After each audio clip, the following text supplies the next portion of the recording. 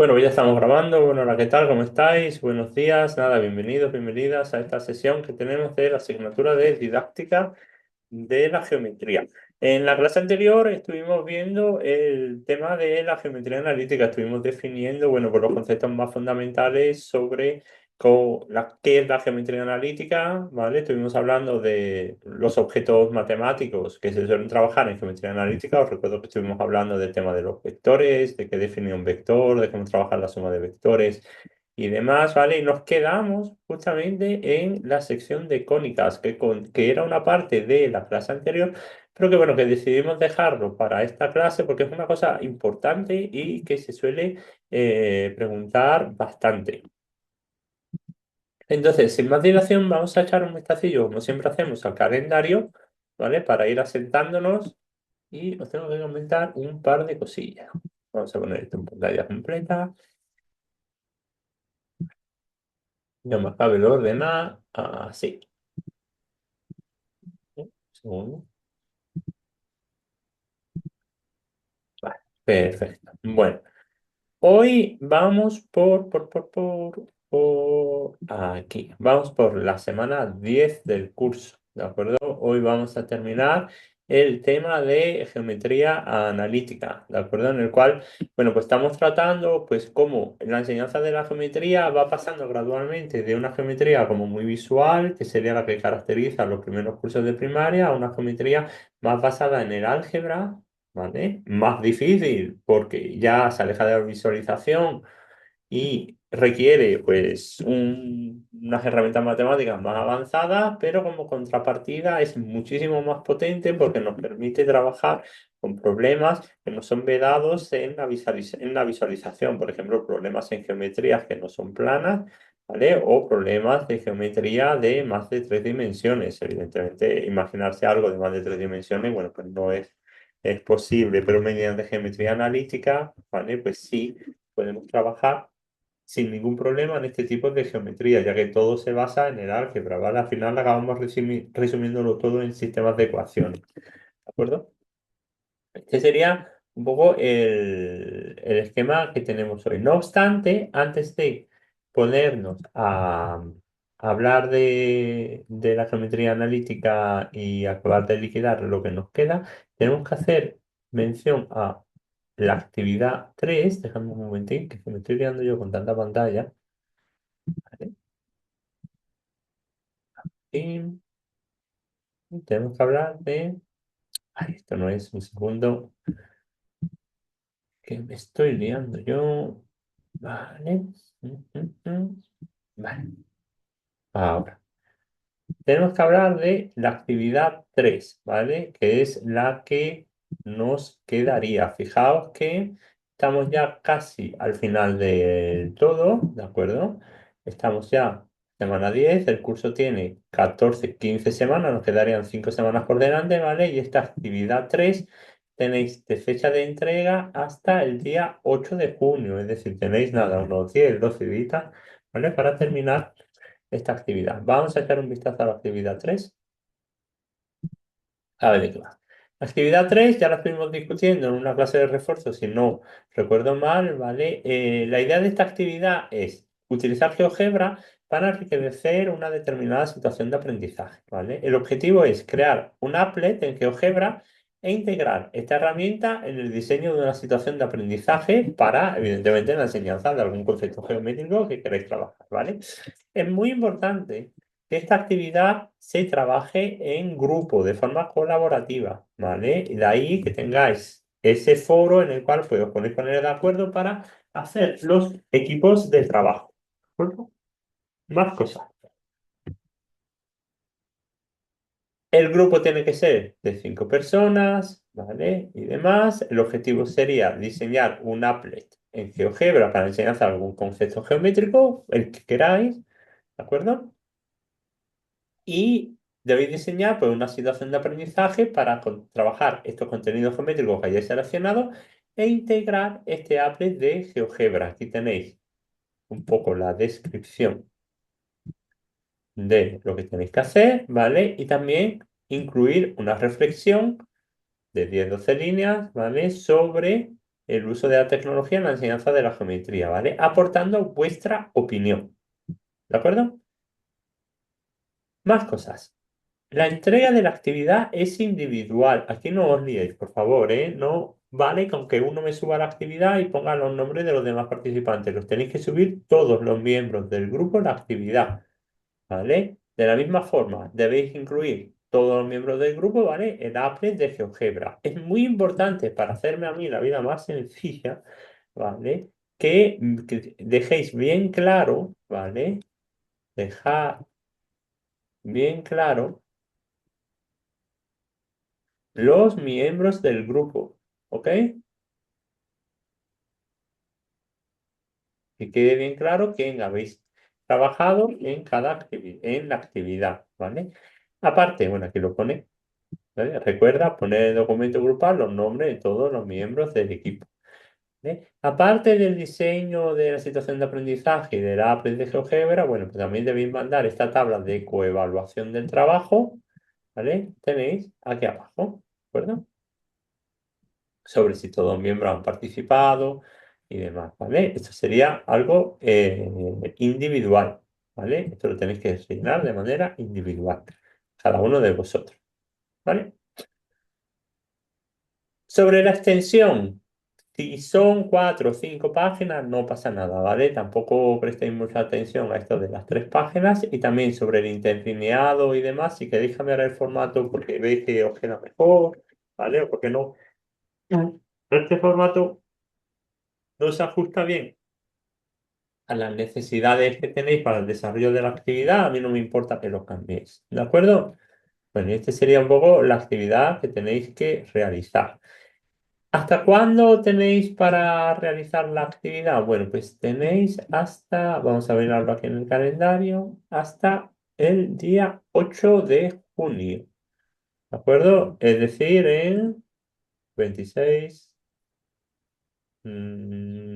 Casi 2 semanas, un poquito menos de 2 semanas, ¿vale? Seguro que ya habéis empezado a trabajar con ella, así que nada, este sería un poco la actividad. ¿Dudas, preguntas que tengáis con respecto al desarrollo de la actividad?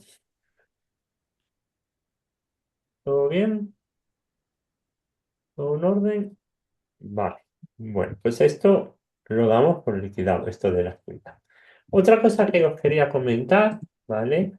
Es que se han abierto, ¿de acuerdo? Dejadme que lo mire yo aquí, ¿vale? Entre los días 17 de junio y el 26 de junio van a estar abiertas las encuestas sobre la docencia o sobre las distintas asignaturas que tenéis en este máster. Yo os invito desde aquí a que rellenéis esas encuestas por 2 razones fundamentales. La primera es porque eh, yo creo que las encuestas es el momento de expresar nuestra opinión, ¿vale? Sobre aquello que nos gusta o que no nos gusta acerca del desarrollo de la clase, ¿vale? Yo sé que en los grupos de WhatsApp que tenéis, pues muchas veces pues hay quejas, ¿vale? Hay protestas sobre pues algunas circunstancias pues que no nos convencen sobre cómo se está desarrollando la clase. Y entiendo que los grupos de WhatsApp pues sirven un poco como vía de escape, ¿vale? Como válvula de reducción de presión en estos momentos, pero si queremos tener algún efecto, ¿vale? El momento son las encuestas. ¿Vale? A la hora de rellenar, pues aquello que no nos gusta o aquello que sí nos convence sobre el desarrollo de las asignaturas que estáis cursando en este máster, ¿vale? A la universidad, evidentemente, toda esa información pues les viene súper bien, ¿vale? Pues primero, porque se le exige a la universidad por parte de las agencias evaluadoras, ¿vale? Por ejemplo, de ANECA y demás, te aparecerá en tu campus virtual, ¿vale? Te aparecerá un pop-up, ¿vale? Como una ventana en tu campus virtual, ¿de acuerdo? Entonces, os decía que a la universidad le viene muy bien, porque aparte de las agencias evaluadoras, ¿vale? Aquellas que velan porque los grados y los másteres en España se ajusten a a la legalidad vigente, exigen que estas encuestas estén realizadas, exigen un mínimo de aprobación por parte de estas encuestas y demás. Esto lo conozco yo bien porque yo también a veces he colaborado con estas agencias evaluadoras, ¿vale?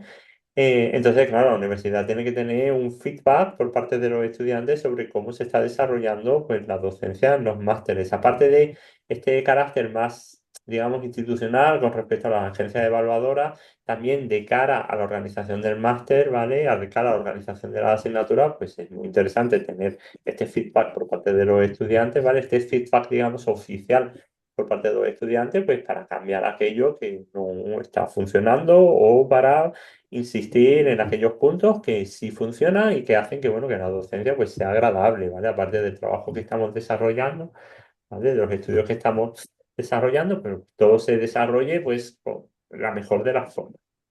Eso por un lado.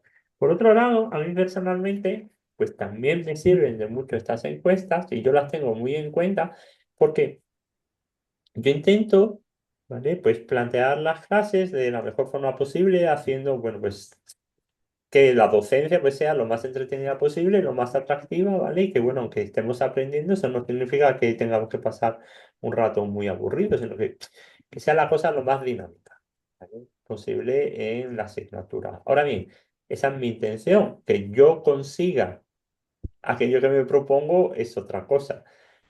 Para valorar si estoy consiguiendo o no estoy consiguiendo aquello que me propongo con mi docencia, ¿vale? Pues me sirve de calibre, ¿vale? Las encuestas, en las cuales pues yo siempre las tengo muy en cuenta, ¿de acuerdo? Y los comentarios que me vais dejando en las encuestas. Esto me sirve a mí, bueno, pues también pues para mejorar pues aquellos puntos que yo creo que no están funcionando como deberían de funcionar, ¿de acuerdo? O para insistir en aquellos aspectos que, bueno, que pues sí, que la cosa parece que funciona bien, ¿vale? No obstante, si tenéis alguna duda, alguna cuestión, algo que me queráis comentar con respecto a la docencia, pues yo creo que del tiempo que llevamos juntos, pues sabéis que yo soy una persona pues muy accesible y cualquier crítica constructiva con respecto a la docencia es bienvenida. Tened en cuenta lo que decía antes, yo lo intento plantear con la mejor de mis intenciones, ¿vale? Que funcione o no funcione aquello que estoy planteando, bueno, pues eso ya es algo distinto. Aparte, esta docencia online, ¿vale? Tiene muchas ventajas, ¿verdad? Pero también tiene ciertos inconvenientes y quizás para mí el mayor inconveniente que tiene es perderme el feedback corporal, visual de vosotros. Claro, yo vosotros no os veo, ¿de acuerdo? Entonces, toda esa comunicación no verbal, ¿vale? Pues se pierde. Cuando estamos dando clases de forma presencial, pues tú miras a la gente y te das cuenta de si le está interesando, si no le está interesando, si lo que le estás diciendo le está resultando súper aburrido y está pensando en cualquier otra cosa. Aquí ese feedback yo me lo pierdo. Entonces, esto refuerza todavía más si cabe la importancia de las encuestas. ¿De acuerdo? Así que por favor, nada, dedicarle un tiempo a arreglar las encuestas y lo dicho, incluso fuera de la encuesta, si tenéis cualquier cosa que me queráis comentar respecto al desarrollo de las clases, ¿vale? Pues cuando queráis, lo hablamos, o me mandáis un mensaje al foro o como queráis, ¿vale? Sin problema. ¿De acuerdo? Bueno, pues dicho esto, pasamos a seguir trabajando. Venga, pues vamos a seguir trabajando lo que nos quedaba por delante, ¿vale? Que era el tema de las crónicas. Bueno, vamos a ello. Lo que nos quedaba, ¿vale? Todo esto lo vimos, os recuerdo, para hacer un poco de memoria, lo que estuvimos viendo era definición de vector, ¿vale? Fundamental en geometría analítica, las características de vector, módulo, dirección y sentido, cómo sumaba vectores, multiplicación por un escalar, que era la base de un espacio vectorial, ¿de acuerdo? El producto escalar. Y el tema de las rectas, ¿vale? Como a partir de un vector y un punto, pues yo construía rectas, las distintas ecuaciones de las rectas que tengo, ¿vale? Luego vimos un poquito cómo generábamos los planos, es decir, cómo definíamos los planos en geometría analítica, cuál era la ecuación de un plano, ¿vale? Y cómo, bueno, pues podíamos obtener un plano de distintas formas, mediante dos rectas o mediante tres puntos no alineados, mediante una recta y un punto no alineado, ¿de acuerdo? Cómo podíamos sacar las ecuaciones de los planos. Así ahí nos quedamos.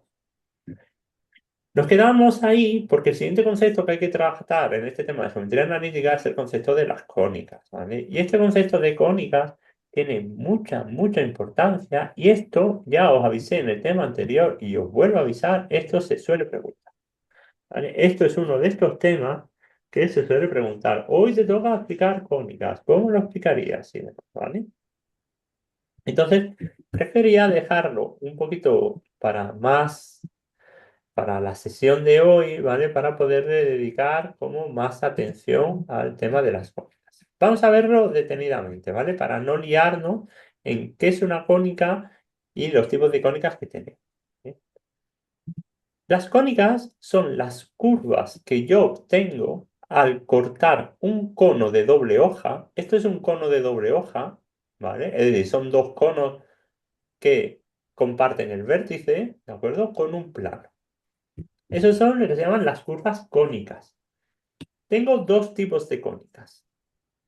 Si el plano que corta el cono de doble hoja incluye al centro, a los vértices, ¿vale? ¿Veis aquí? Hablo de cónicas degeneradas. Y tengo tres cónicas degeneradas. Por un lado, el punto en el cual el plano corta al cono justamente por el vértice. La recta en el cual el plano corta a los conos, ¿vale? Justo en este lado, ¿de acuerdo? O el par de rectas, ¿de acuerdo?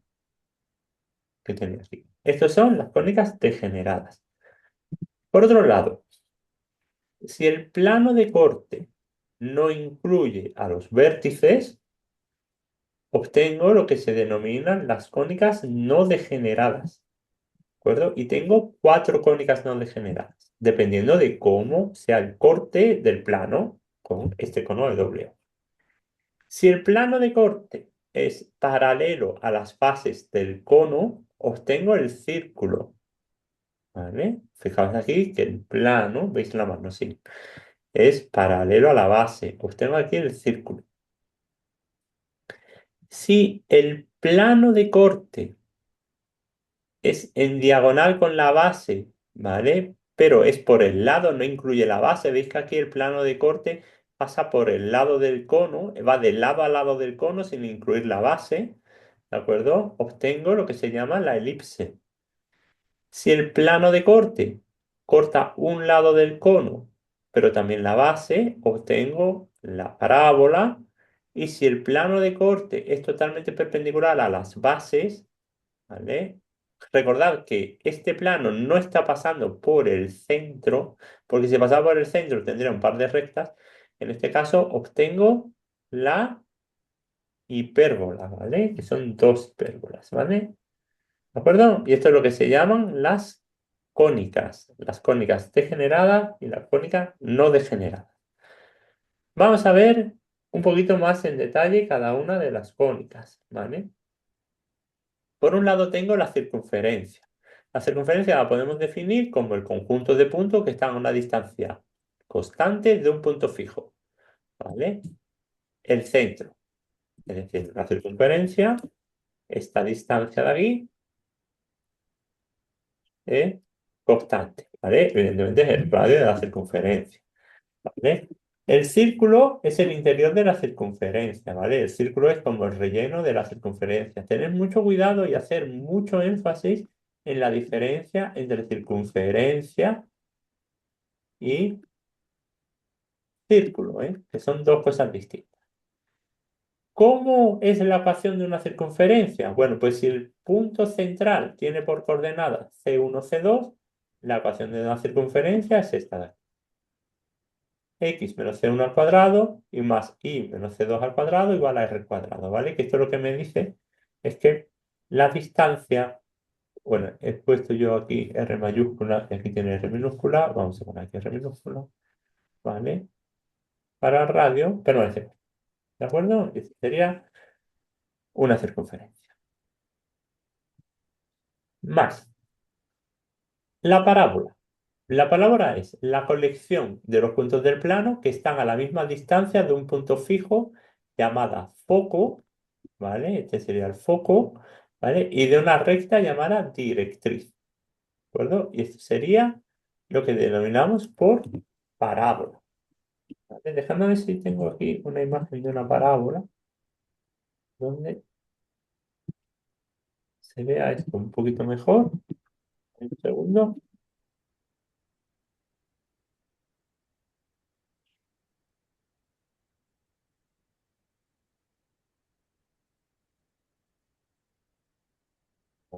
Que no se ve muy bien así.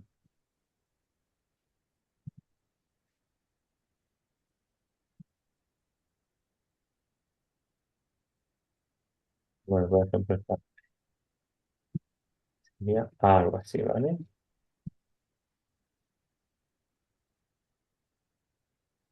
Tenéis el foco, el vértice y la directriz. Entonces, la distancia, esta hasta el foco y esta hasta la directriz, pues es constante. ¿De acuerdo? Eso es lo que es constante. ¿Vale? Más la elipse. La elipse es el conjunto de puntos P del plano tal que la suma de las distancias entre P y los dos puntos fijos F1 y F2, que son los focos, es constante. ¿Vale? Es decir, si yo tengo, este es el foco 1, por ejemplo, y este es el foco 2, si yo tengo un punto por aquí, ¿vale? Esta distancia, por ejemplo, la suma de esto más esto, ¿vale? Si esto lo llamamos, por ejemplo, D1 y esto D2, D1 más D2 permanece constante. Esto es lo que llamamos la elipse, ¿vale? En la parábola se me ha olvidado decir lo que la ecuación de la parábola es y, bueno, la ecuación general es y a x cuadrado más bx más c, ¿vale? La fórmula que tiene de forma general una parábola, ¿de acuerdo? Esta sería la elipse que tiene esta fórmula, ¿vale? Sería x cuadrado partido por semieje mayor más y cuadrado partido por semieje menor igual a 1. ¿Vale?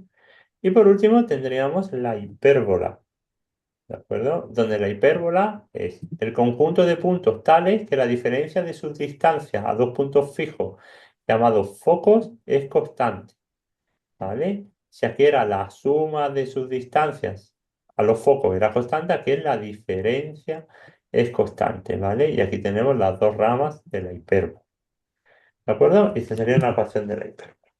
Evidentemente, todas estas curvas se estudian en secundaria, se estudian partiendo de lo que sería la circunferencia del círculo, que es la más sencilla, luego la parábola, ¿de acuerdo? Y ya esto es tercero de la ESO más o menos, y ya en cuarto y demás se estudian elipses, hipérbolas con un poquito más de detalle, porque son curvas un poquito más complicadas. Cuelga decir que todas estas curvas tienen una especial importancia porque aparecen por doquier en matemáticas y en física. Por ejemplo, en física, las curvas cónicas son las soluciones de las ecuaciones de la gravitación universal, de las leyes de Kepler, por ejemplo, salen de forma natural las curvas cónicas. De hecho, el movimiento de la Tierra alrededor del Sol es una elipse con el Sol en uno de sus focos. ¿Vale? No es un movimiento circular, sino un movimiento en forma de elipse. ¿De acuerdo? Entonces hay que dedicarle pues bastante atención. Aquí tenéis un resumen de las curvas no degeneradas, circunferencia, parábola, elipse e hipérbola, ¿vale? Y aquí tenéis el esquema para trabajar, ¿vale? Las distintas. Para trabajar las distintas curvas se puede hacer de varias formas, pero una forma bastante chula de trabajar con ellas, con estas curvas no degeneradas, es lo que se llama el cono de Apolonio. ¿Conocéis lo que es un cono de Apolonio? ¿Os suena esto del cono de Apolonio?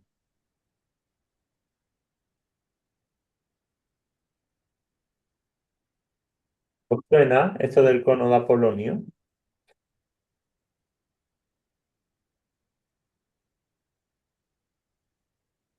Os voy a poner aquí una imagen, ¿vale? Es algo muy visual y que viene muy bien, es bastante chulo, ¿eh? El cono de Apolonio. El cono de Apolonio, Apolo- es un cono, ¿eh? Hecho de madera, tal que así, en el que tiene las distintas curvas cónicas. ¿Ok? hecho de madera o cualquier otro material, en el que asemejas el corte del plano con el cono y esto está hecho de distintas piezas, ¿vale? Os voy a poner un vídeo que creo que se entiende mejor. Vamos a ver un pequeño vídeo sobre el cono de Apolo.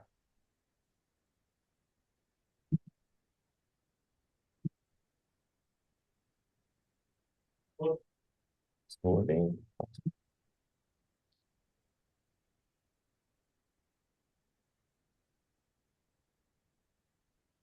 De Apolonio. Si el corte es horizontal, la primera curva mágica o dorada de las cuatro curvas áureas de los griegos es la circunferencia. Si el corte es oblicuo, entonces el resultado es la elipse, con estas dos curvas iguales. Es decir, es simétrica con este eje y simétrica con el otro eje. Bueno, en la circunferencia no dice que cualquier diámetro es simétrico o produce simetría. Aquí solamente tenemos dos ejes de simetría.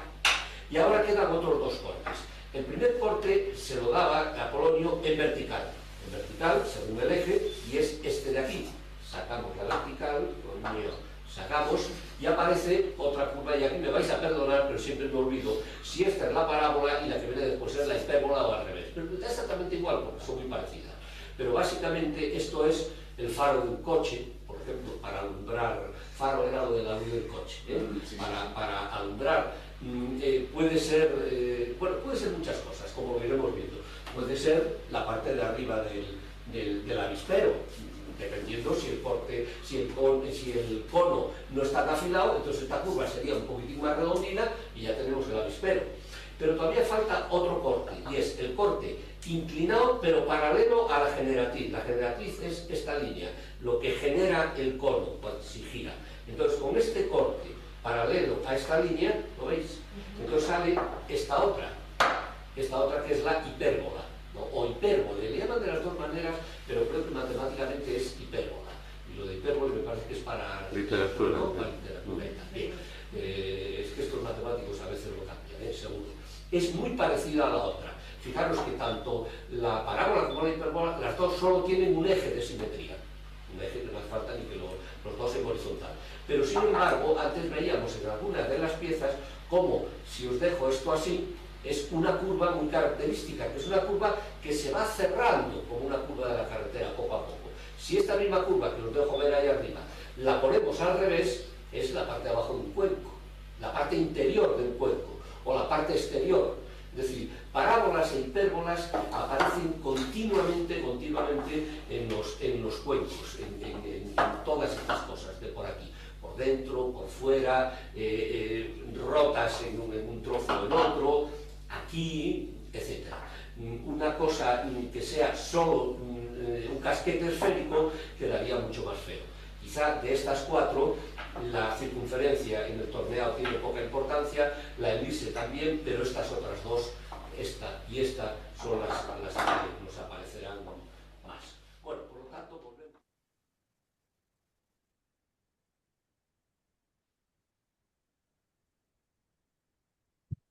Ahora sí tenía bloqueado. Bueno, pues este era el vídeo sobre el cono de Apolonio. Como veis, el cono de Apolonio es sencillamente una figura en forma de cono, un cono, donde vamos asemejando los cortes, como os decía, del plano. Entonces vamos sacando figuras, ¿vale? Vamos sacando las distintas cónicas, que si las circunferencias, las hipérbolas, etcétera, ¿vale? Yo creo que es algo muy suave. Además me parece como bastante bonito, para trabajar en clase.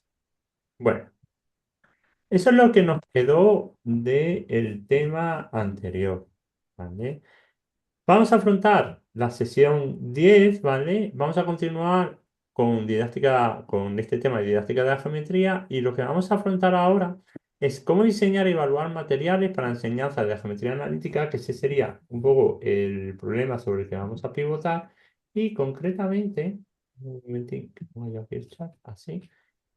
Lo que vamos a afrontar ahora son los materiales y recursos para la enseñanza de la geometría analítica, que ahí podría entrar este cono de Apolonio, y vamos a empezar a hablar de errores, dificultades y obstáculos que nos podemos encontrar, ¿vale? A la hora de trabajar con esto de la geometría analítica. ¿De acuerdo? Evidentemente, podéis entender que Esta geometría es muy potente, pero es mucho más difícil.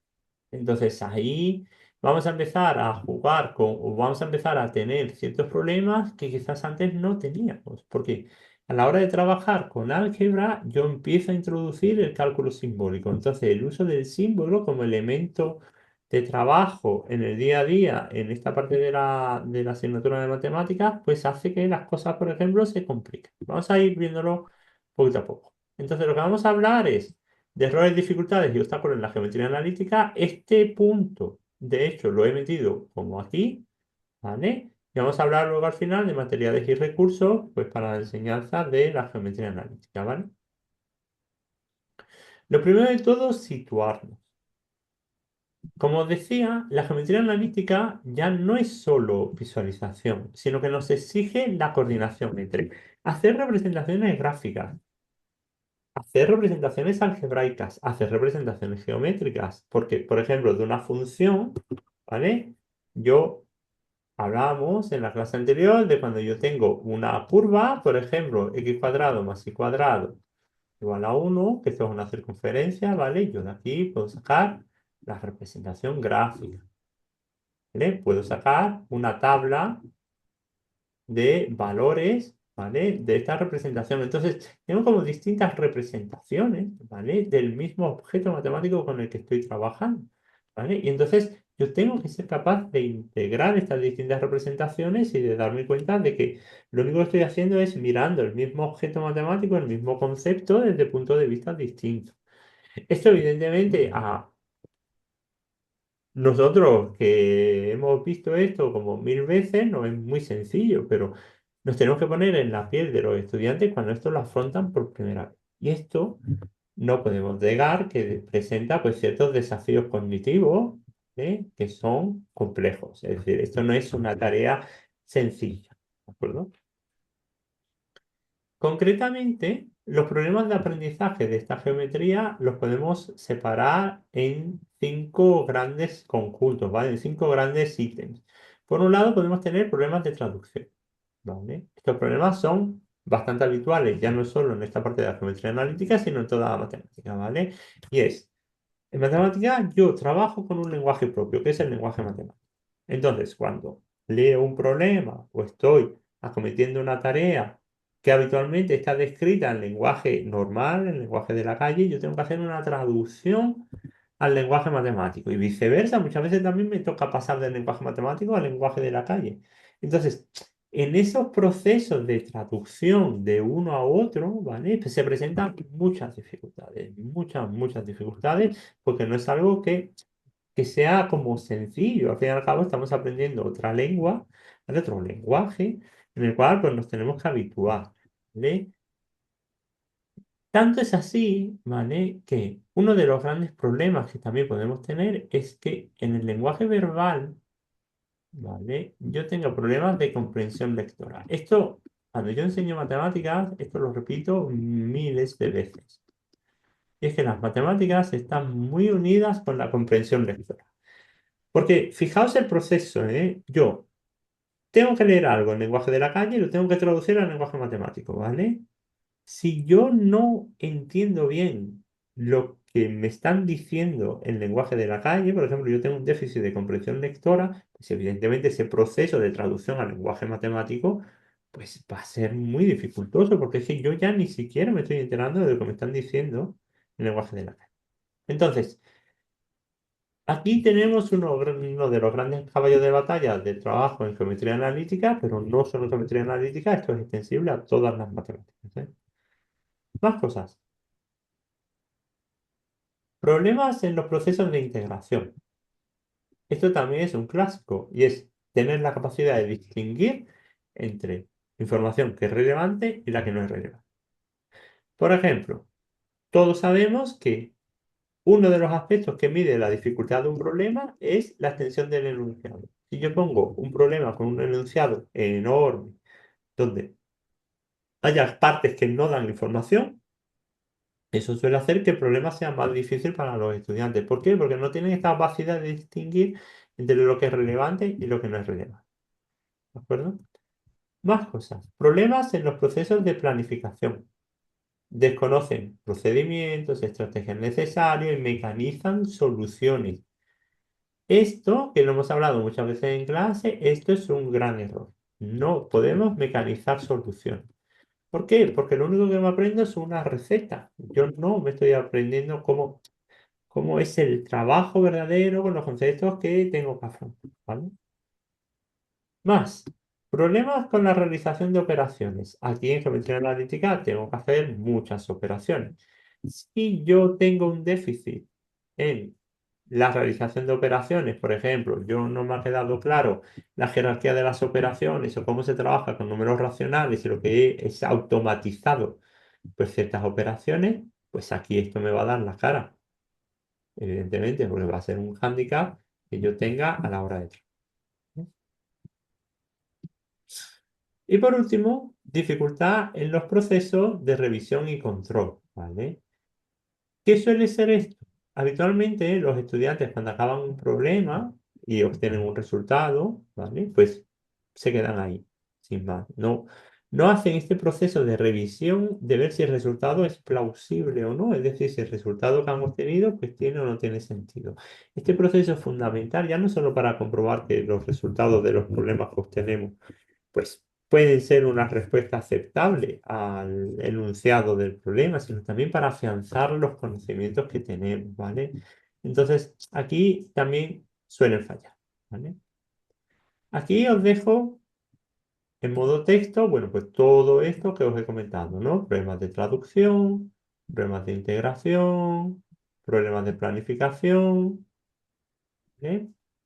Problemas en las operaciones, ¿de acuerdo? Y problemas en la revisión y en el control de aquello que estamos acometiendo, ¿vale? ¿Cómo podemos ayudar a los estudiantes a solventar estas dificultades que tenemos que tener presentes, muy presentes? Bueno, pues por ejemplo, podemos ayudar a los estudiantes, ¿vale? Planteando enunciados y que tengan que traducirlo al lenguaje matemático. ¿De Jugando del lenguaje matemático al lenguaje, digamos, de la calle. Por ejemplo, un número, escribe un número y su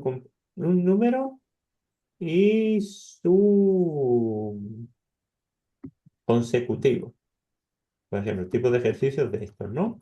Un número es X y el consecutivo de un número que sea X es X más 1. Este tipo de ejercicios, ¿vale? Que nos ayudan a practicar, ¿vale? A hacer esta interpretación o esta traducción, mejor dicho, del lenguaje de la calle al lenguaje matemático y viceversa, ¿vale? O escribe un número par y el consecutivo de ese número par. Este tipo de ejercicio, ¿vale?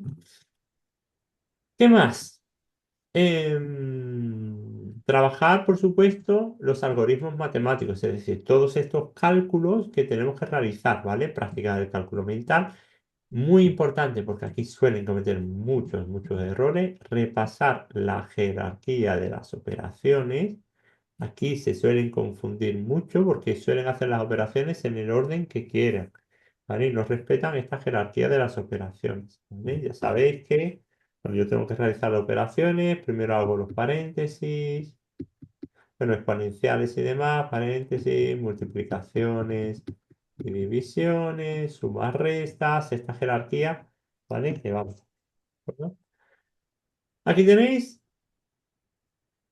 algunas recomendaciones. Actividades en las que haya que interpretar enunciados y traducirlos al lenguaje matemático. Ejercicios para aplicar algoritmos y tener soltura en el cálculo y en las operaciones. Hacer una prueba en la planificación de las sesiones, ¿vale?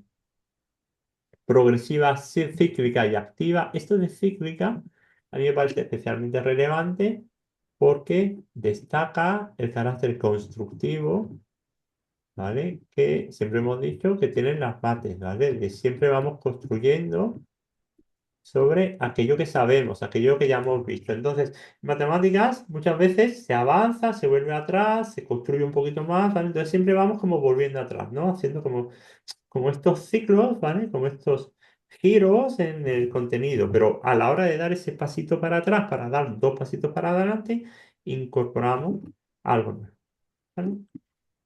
¿Qué más? Hacer, por supuesto, problemas y relacionar el mundo real con el contexto matemático, ¿vale?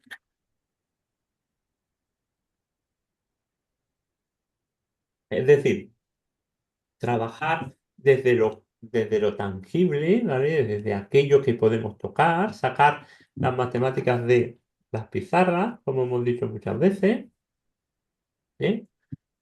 Favorecer la interacción entre la actividad espacial y la representación mental del espacio.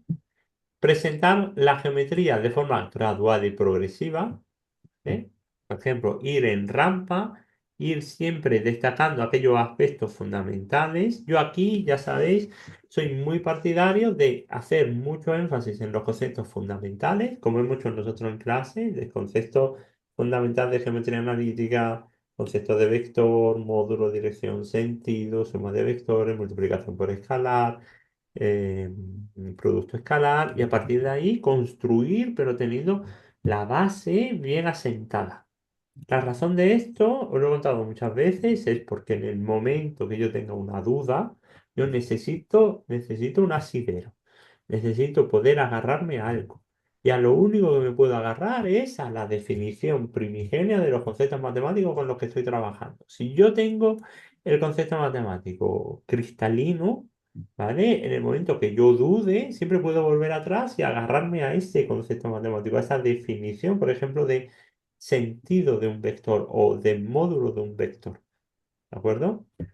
Por ejemplo, yo no me acuerdo cómo se calcula el módulo de un vector. Me voy a qué significa el módulo de un vector, que es sencillamente cuánto mide el segmento que conforma el vector, y a partir de ahí puedo tirar del hilo y obtener, ¿vale? Lo que es el módulo de un vector. ¿De acuerdo? Entonces, por esto que yo pongo tanto énfasis en lo primero, ¿vale?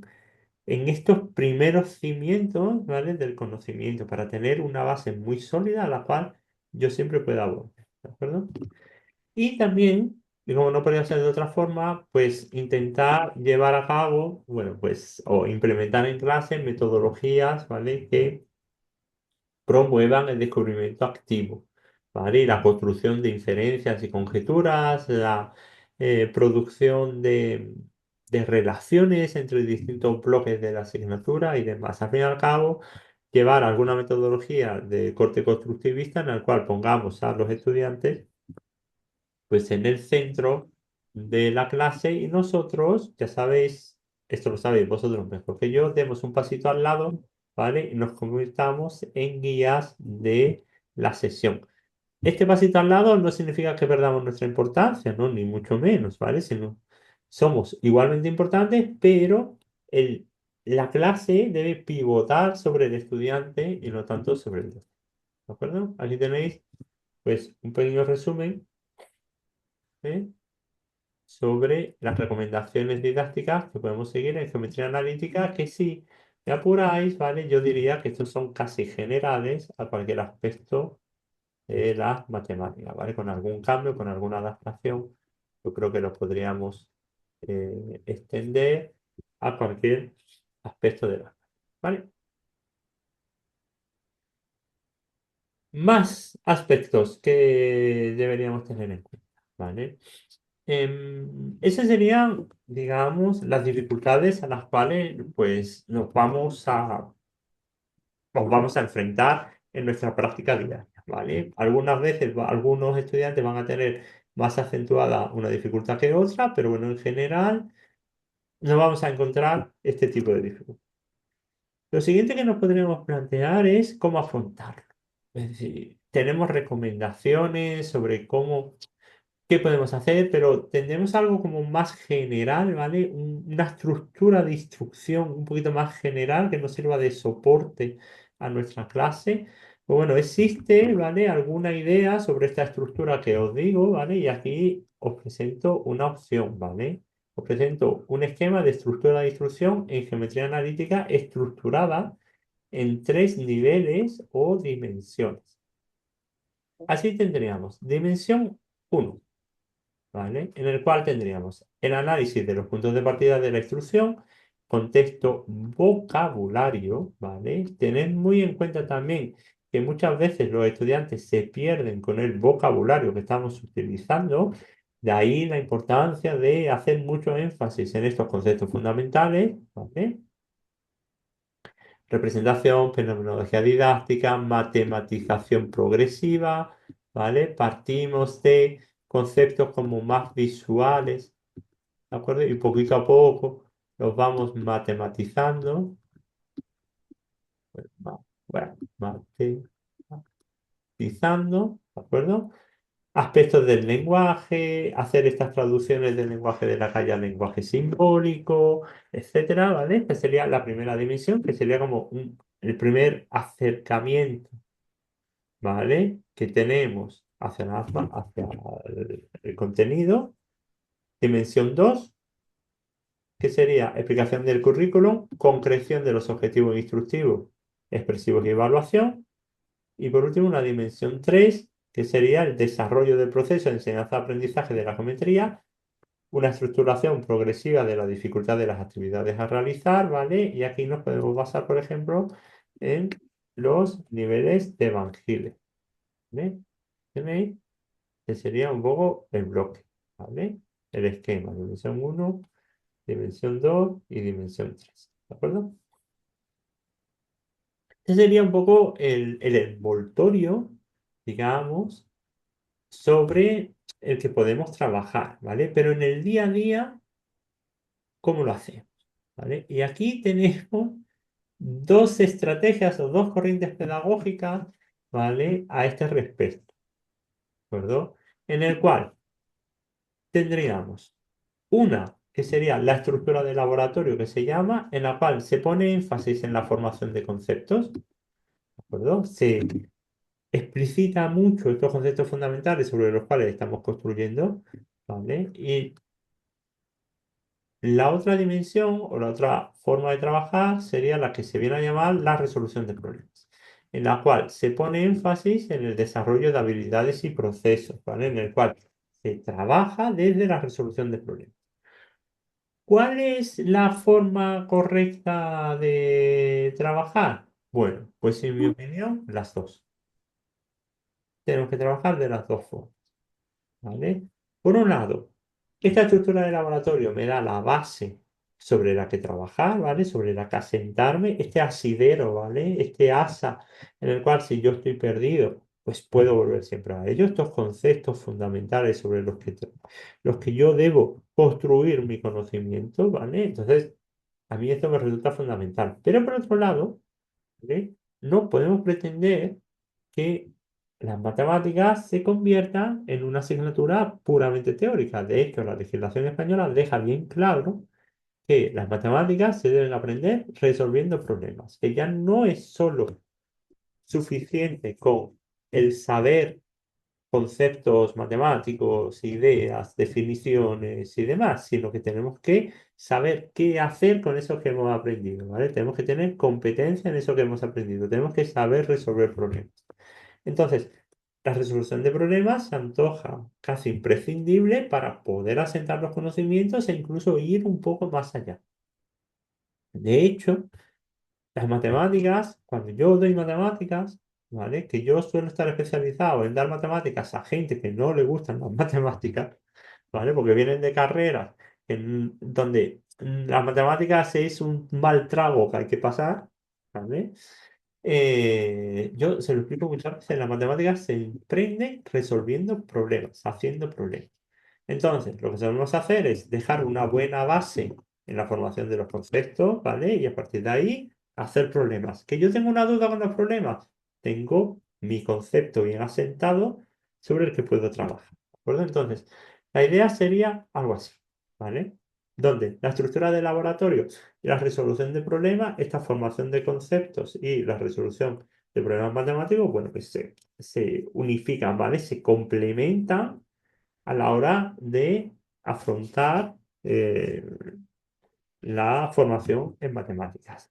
Esto que es general a todos los contenidos de la asignatura de matemáticas, tanto en primaria como en secundaria, ¿vale? Como en bachillerato, esto se acentúa todavía un poquito más, si queréis, en la geometría analítica, donde hemos venido de una geometría como muy visual, ¿vale? Y ahora tenemos una geometría con conceptos matemáticos que que no es que sean excesivamente difíciles, pero que tienen su miga, ¿vale? El concepto de vector tiene su cosa. Es decir, no es algo ininteligible, pero sí tiene sus pequeños detalles o detalles finos que tenemos que tener claro. Entonces, tener bien clara esta estructura de laboratorio, esta formación de conceptos, ¿vale? Me habilita luego para poder resolver problemas. Y por otro lado, resolver problemas es imprescindible para poder asentar estos conceptos matemáticos teóricos. ¿De acuerdo? Bueno, esto con respecto a las corrientes pedagógicas. ¿Alguna duda? ¿Alguna pregunta? Hasta aquí. ¿No?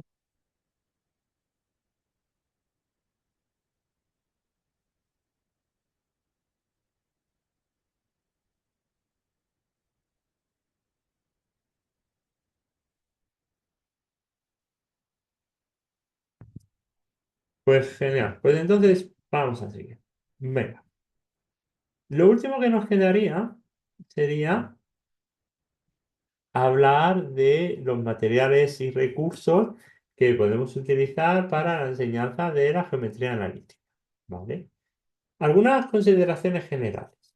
Por un lado, los materiales más interesantes para abordar la geometría analítica pues son aquellos que me permiten la visualización o la representación en dos y tres dimensiones, ¿vale? Para ayudarme en este paso a la abstracción.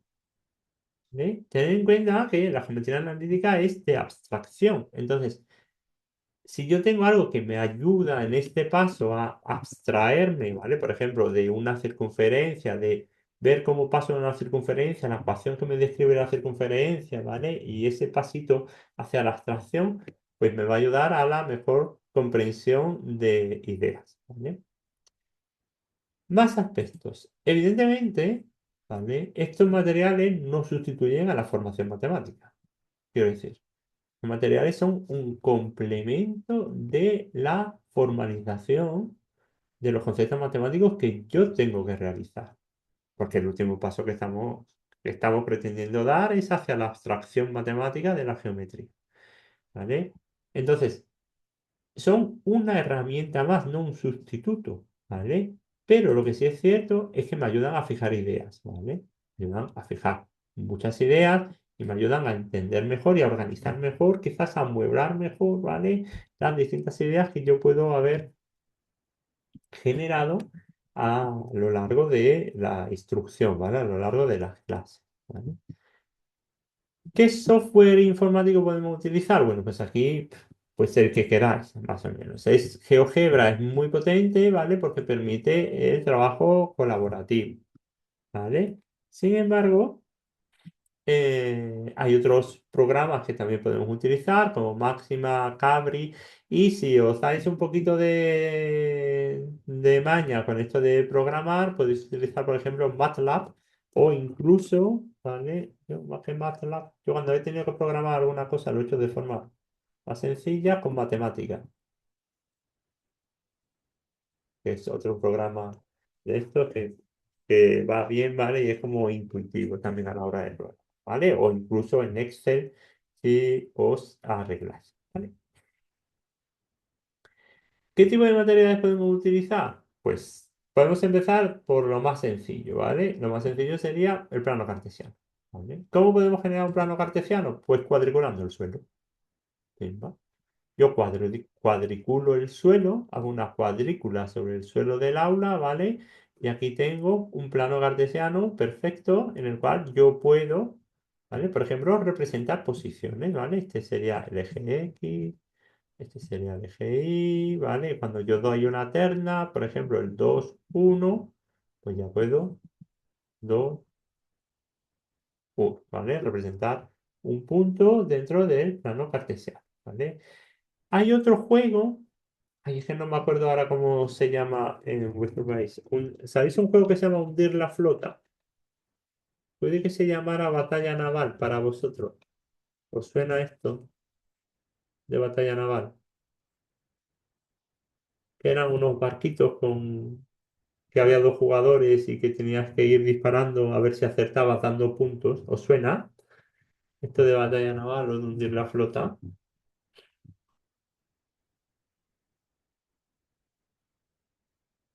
Bueno, pues ese juego pues también nos puede servir, ¿vale? Para trabajar en el plano cartesiano, ¿vale?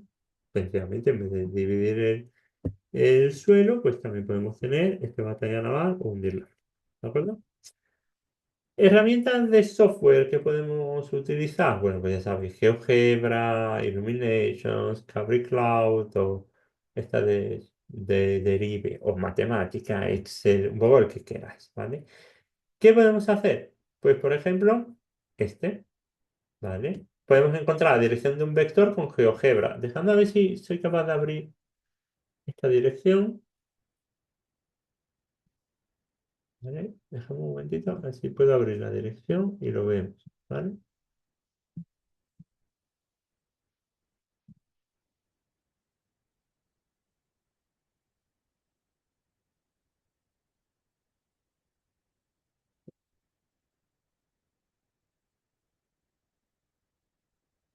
Bueno, espera, si lo he podido abrir, ¿vale? Lo voy a compartir con vosotros.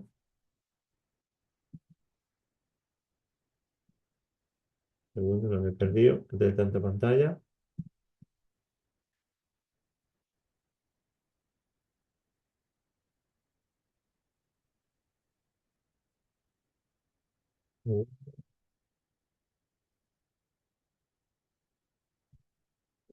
Esto.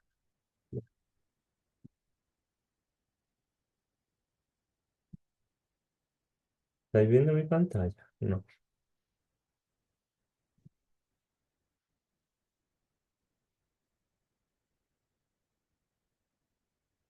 ¿Qué pasa? Espera un momento.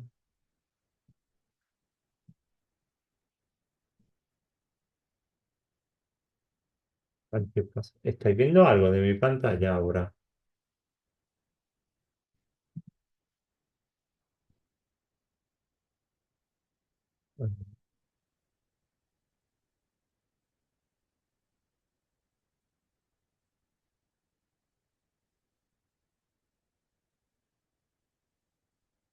Ahora supongo que sí estáis viendo, ¿no? Mi pantalla, que es esta. Vale, entonces, este sería el applet, ¿vale? Y aquí, pues podemos jugar. Ah, no, no, no, no. Un segundito, que es que estáis viendo lo que no ve. A ver, liando yo con tanta pantalla. Esto, ahora sí. Vale, este sería el primer ejemplo. Yo creo que ahora sí, ¿vale? ¿Eh? Entonces, aquí tenemos las componentes de un vector y tenemos el módulo v, ¿vale? Y yo creo que me va a permitir. Aquí puedo jugar, ¿veis? Con el módulo, ¿vale? Y me da el módulo del punto v. A ver si me deja cambiar. No. Ah, es este, ¿veis? Y puedo ir haciendo el cálculo, ¿vale? De cuánto es el vector.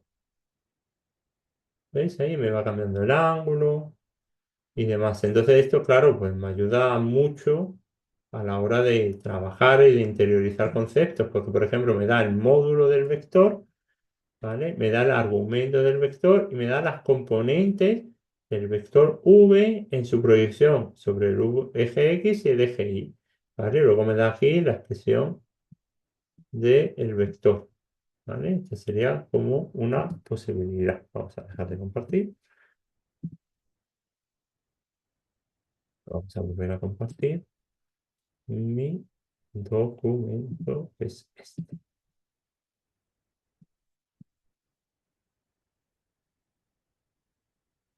Ahí está. ¿De acuerdo?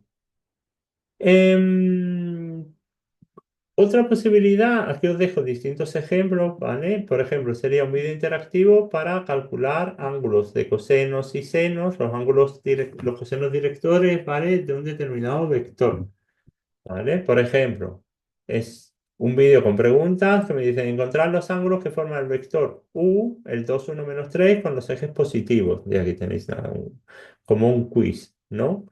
De vectores, ¿vale?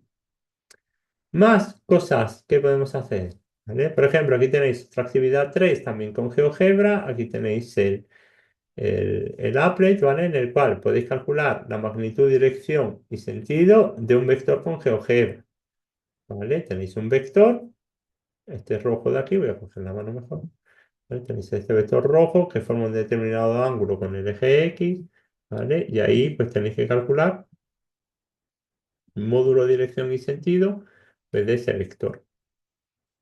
¿De acuerdo? Y aquí tenéis las magnitudes y demás. Está bastante entretenido. ¿Qué más cosas podemos hacer? Pues también podemos utilizar GeoGebra para calcular el producto escalar, ¿vale? Para ver cómo trabajar el producto escalar, ¿vale? Así de una forma gráfica, ¿vale? Ya vimos una representación gráfica de lo que significaba el producto escalar en la clase anterior, ¿vale? Más cosas, por ejemplo, lo que sería la suma de vectores.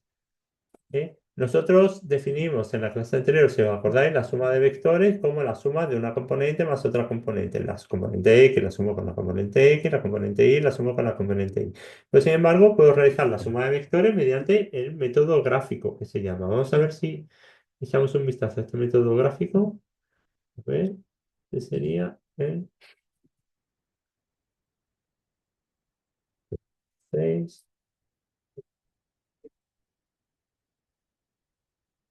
Y vamos a dejar de compartir esto. Os voy a poner mi pantalla.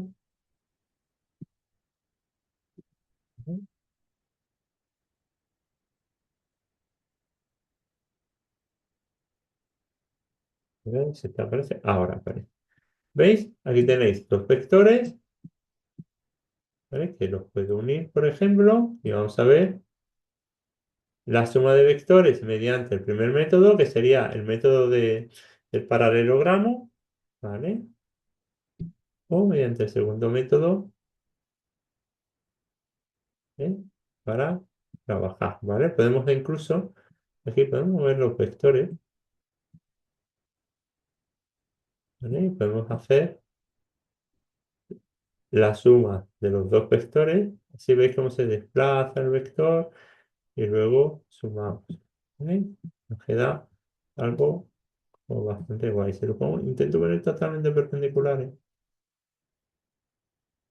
de esta forma, ¿vale? O de esta forma. Y tenemos un método gráfico de ver cómo se suman los vectores. Este método gráfico, claro, lo podemos complementar, o mejor dicho, el método gráfico complementa lo que sería la suma de vectores que hemos definido anteriormente en clase, donde yo tengo que sumar componente a componente.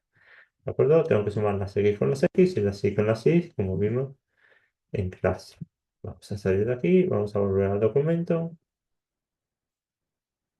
¿Vale? Entonces, como veis, pues hay muchas opciones, ¿vale? Para trabajar mediante GeoGebra todo esto de la geometría analítica. Esto os puede servir para la actividad 3 que tenéis que realizar, ¿vale? Pues si queréis algún ejemplo de ello.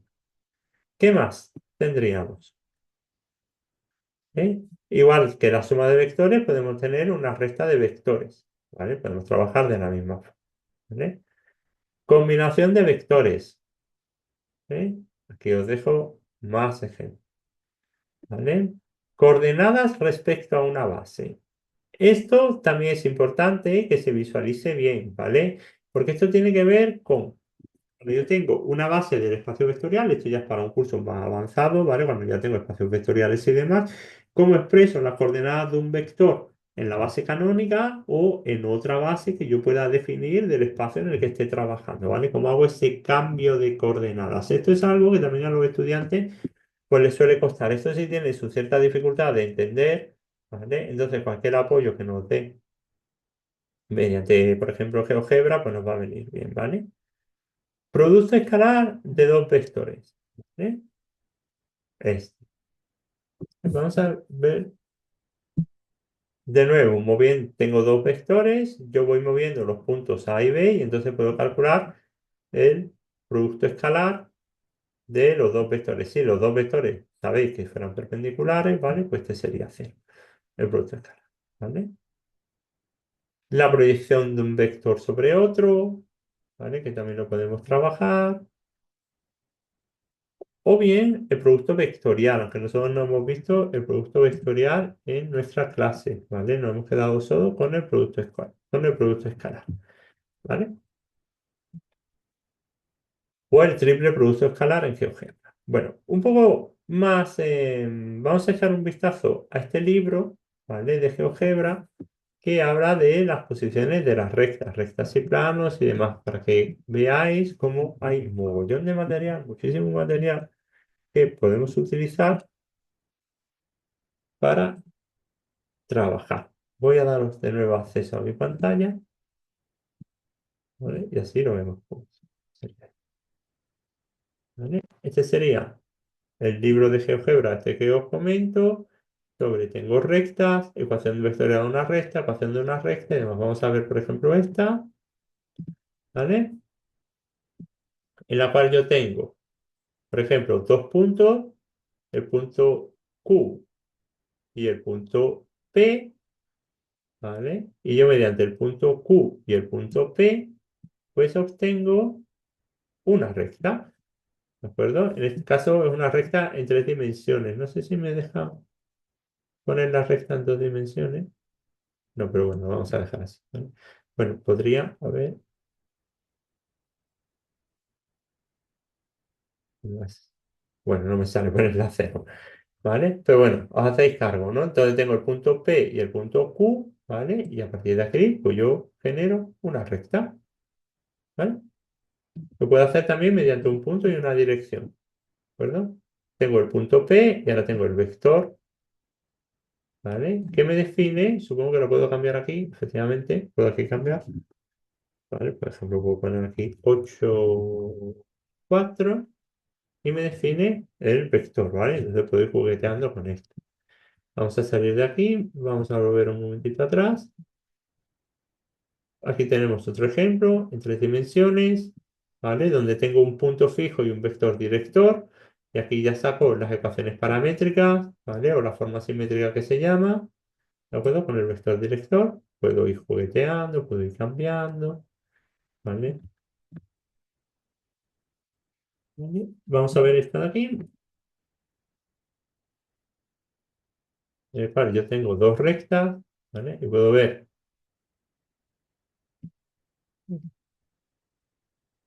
los planos en los que se cortan las rectas. Acabo de hacer un montón de cosas, está bastante bien, ¿vale? E incluso, si volvemos atrás, este está bastante completito, ¿vale? Pues puedo calcular, por ejemplo, esto más avanzado, que sería cuando tengo dos planos, sería más avanzado, ¿eh? Calcular cuál es la recta que se forma cuando se cortan los dos planos, ¿vale? Puedo juguetear aquí con los planos, con los vectores de los planos, etcétera. ¿Veis cómo se va moviendo el corte? ¿De acuerdo?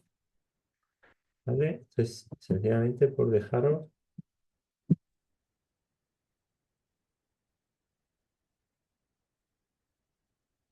más, vamos a dejar de compartir. Vamos a volver a nuestro PDF. ¿Vale? De más información. También es interesante, ¿vale? Este libro, ¿vale? Este book de Vicky Aguilar, que es un curso de GeoGebra en tres dimensiones, ¿vale? Que nos puede ayudar de nuevo, pues, a interiorizar todo esto. Si buscamos una aplicación más real, más, digamos, más tangible, algo que yo pueda tocar más, pues podemos acudir a este trabajo de fin de máster de Francisco Samper Peñalver, que tiene por título La geometría analítica usando arquitectura y GeoGebra en cuarto de la ESO. No podemos olvidar que la geometría está íntimamente relacionada con la arquitectura, ¿vale? Con la construcción. Entonces, en todos los edificios que veamos, especialmente en algunos, si son así un poco, digamos, de un estilo más moderno, pues podemos encontrar mucho que ver con geometría analítica, ¿vale? Por ejemplo, con vectores o incluso con formas cónicas que tenemos en muchos edificios de contemporáneos. ¿Eh?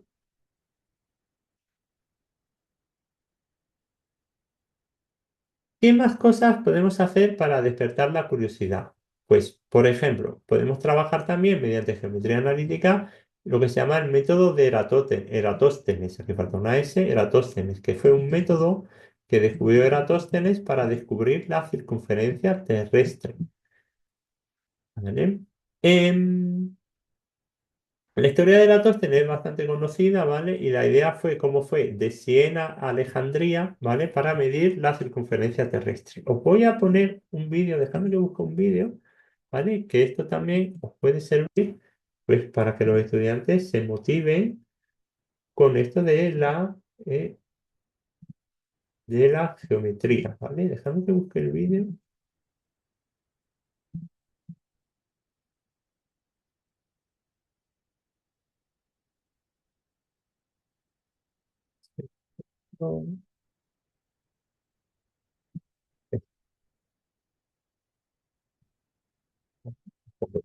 Sobre Eratóstenes.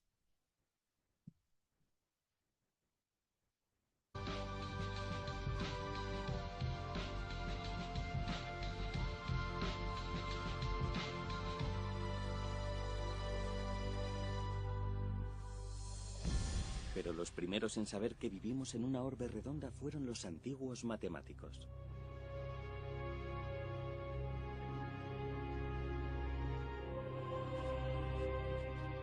Hace 2200 años, un matemático en Alejandría concluyó que la Tierra era una esfera.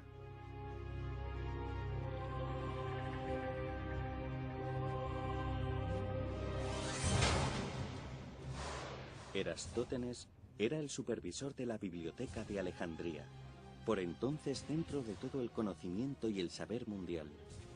Un día, en la biblioteca, leyó el diario de un viajero. El viajero había notado que el día del solsticio de verano en Siena, lo que los griegos llamaban Asuán, todas las sombras desaparecían.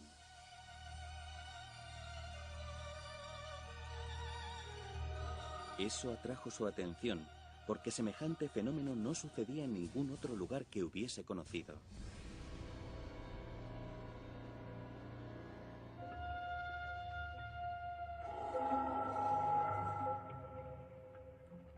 Decidió llevar a cabo un experimento simultáneamente en Alejandría y Siena.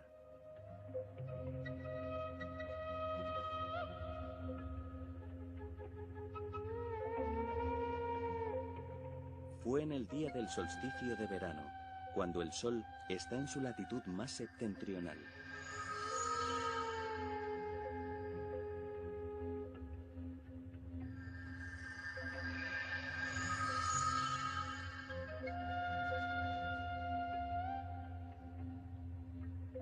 Resultó que durante el experimento, cuando el Sol pasaba justo por encima de un pozo en Siena, desaparecía toda su sombra.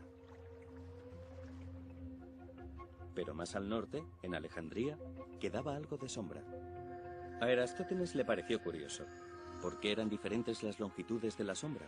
¿Había descubierto que la Tierra es redonda? Sí, yo creo que sí lo sabía. Cuando un barco parte hacia alta mar y lleva recorrida cierta distancia, parece que se hunde bajo la línea del horizonte, independientemente de en qué dirección esté navegando. Creo que entendieron que la Tierra no podía ser plana.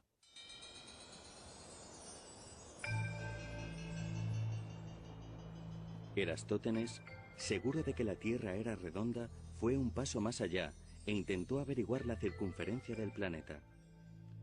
La luz que procede del Sol llega en una dirección paralela independientemente de dónde esté ubicado uno en el planeta. Pero dado que la superficie de la Tierra es curvada, la sombra que se forma tiene diferentes longitudes, dependiendo de en qué punto del planeta esté uno situado. Erastótenes utilizó la longitud de las sombras de dos puntos en la misma longitud para medir la circunferencia de la Tierra. Su experimento comenzó en Alejandría.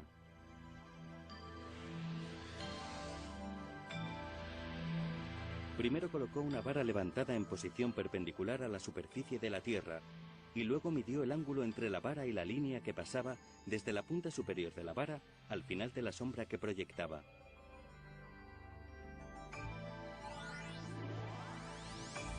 El ángulo formado por la vara perpendicular en Alejandría y su sombra era de 7,2 grados.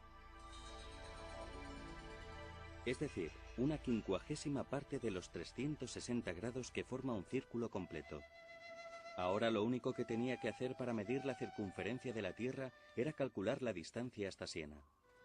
Erastótenes decidió medir la distancia desde Alejandría a Siena caminándola por su cuenta.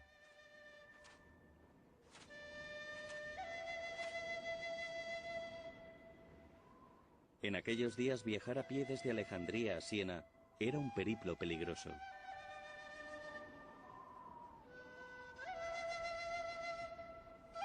Pasó muchos días cruzando el desierto hasta llegar a determinar que la distancia era de 5.000 estadios, u 800 kilómetros.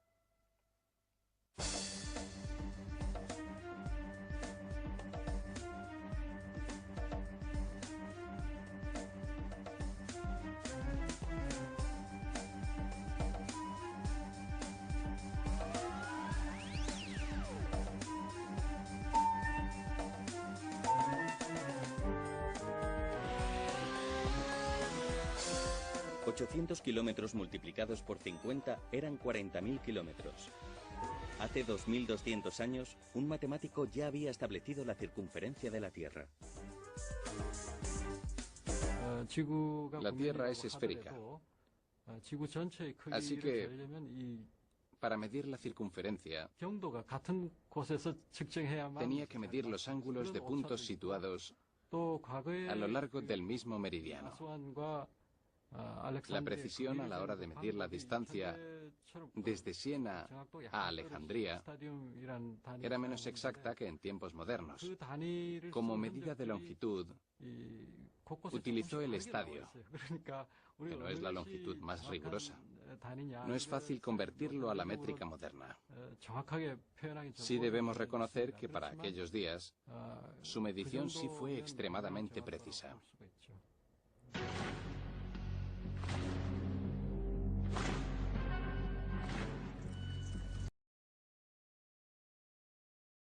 Bueno, pues este era el vídeo de Eratóstenes y de cómo midió la circunferencia terrestre. ¿Lo conocíais? ¿Os sonaba esta historia de cómo se midió la circunferencia terrestre solo mediante la sombra de un gnomo, ¿vale? De un palo, al fin y al cabo? Bueno, esto lo podéis utilizar también como actividad motivadora. Bueno, ya como nos queda nada, nos queda un minutillo de clase, sencillamente aquí en el PDF que tenéis disponible, bueno, pues tenéis más ejemplos sobre cómo combinar GeoGebra y arquitectura, aquí tenéis otro TFM que podéis echar un vistazo y demás. En definitiva, recursos tenemos muchos recursos para poner en práctica el trabajo en esta geometría analítica, muchos recursos que si me apuráis, cuando nosotros estudiábamos, aquí los más mayores del lugar, pues recordaremos de que no existían. ¿Vale? Entonces esto de la geometría analítica se hacía un poco complicado, ¿vale? Porque nos faltaba esta complementación que nos ayudara a asentar estos conocimientos, ¿vale? Entonces hoy en día, bueno, pues afortunadamente tenemos muchos recursos, todo digital se ha, se ha desarrollado mucho, entonces tenemos muchas opciones para poder trabajarlo, ¿vale? Incluso si queremos, no necesitamos nosotros desarrollar estas opciones, sino que podemos hacer uso de cosas que ya están desarrolladas. Por ejemplo, aquí tenéis un arco, ¿vale? Que es una parábola, ¿de acuerdo? Que se puede trabajar. Así que nada, este sería el tema de geometría analítica. Ya os digo, mi recomendación es que hagáis uso de estos recursos porque merece la pena, ¿vale? Y nos van bastante bien. Bueno, pues lo vamos a dejar por aquí, ¿vale? Ya la semana que viene, déjame que viene, la semana que viene que nos toca, la semana que viene vamos a empezar tema nuevo, la semana que viene vamos a hablar ya de herramientas digitales para la enseñanza de la geometría. Seguiremos profundizando en esto del uso de recursos. Bueno, pues nada, pasad muy buen día y nos vemos la semana que viene, ¿vale? Y nada, recordad lo de la actividad que tenéis que realizar. Venga, cuidaos mucho. Chao, chao, chao.